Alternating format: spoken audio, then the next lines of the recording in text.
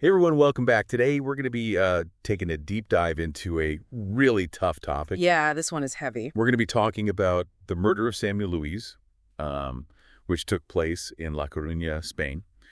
And, as always, we're going beyond just kind of recapping the news story. We really want to use these deep dives to examine broader themes. Absolutely. And the source material that we're looking at today is a podcast called Voces por Samuel, la lucha contra el odio. Okay. Which means Voices for Samuel, the fight against hate.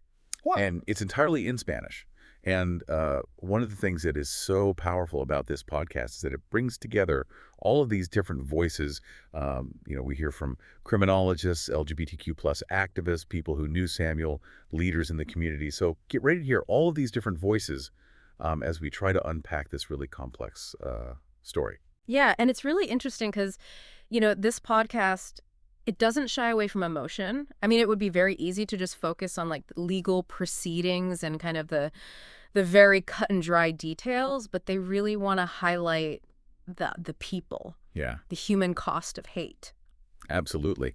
So, for those who maybe aren't familiar with this case, Samuel was out with friends one night when he was attacked and killed.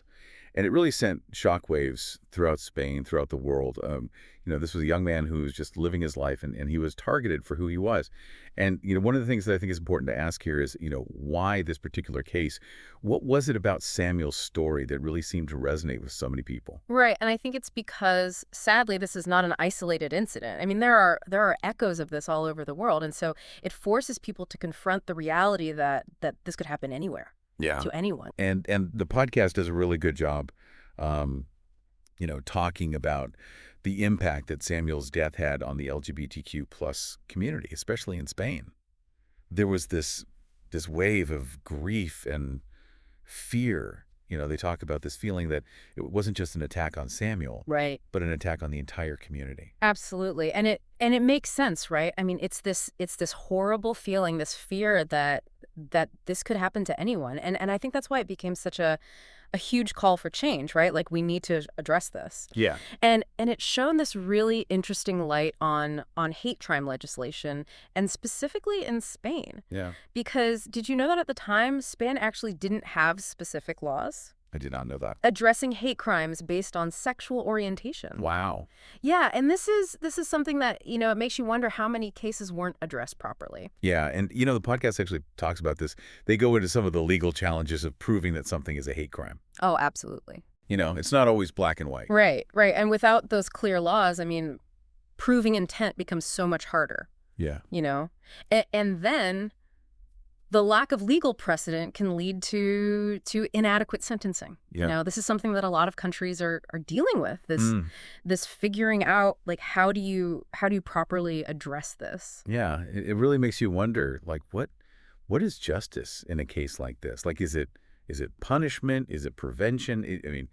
Is it acknowledging the impact on the victim and their community? Absolutely. And that's something that the podcast really, really grapples with, especially when you hear from Samuel's friends, his family. Yeah.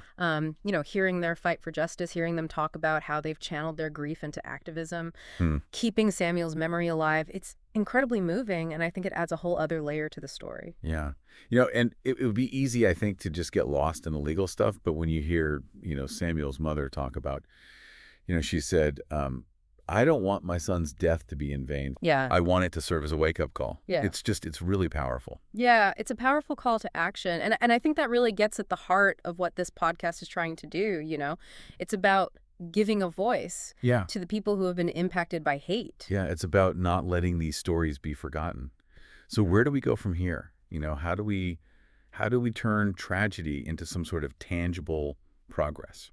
Right. I mean, that's the million-dollar question, isn't it? It is. And they talk about this in the podcast, too. They explore different avenues, right? Like education, activism, art. All of these things play a part in combating prejudice. Yeah. And in fostering empathy. This deep dive has been heavy, I'm not going to lie. But I do feel like it sparked some really important reflections for me. I don't know about you. Absolutely. But I'm curious to know what resonated with you guys, what questions this brought up. Let's keep this conversation going. Yeah, I think it's so important, like you said, to not let this be just another news story we hear and then move on with our day. Like, we have to remember this. Mm. And more importantly, we have to act, right? And I know it can feel overwhelming. Sometimes it feels like, what can I, little old me, do? Mm. But even small acts of courage, like speaking up when you see injustice, Yeah. educating yourself and others, those things have a ripple effect. So don't underestimate the power of raising your voice, Absolutely. even in small ways. Yeah. All right. Well, thank you for taking this deep dive with us today. And we'll see you next time. See you next time.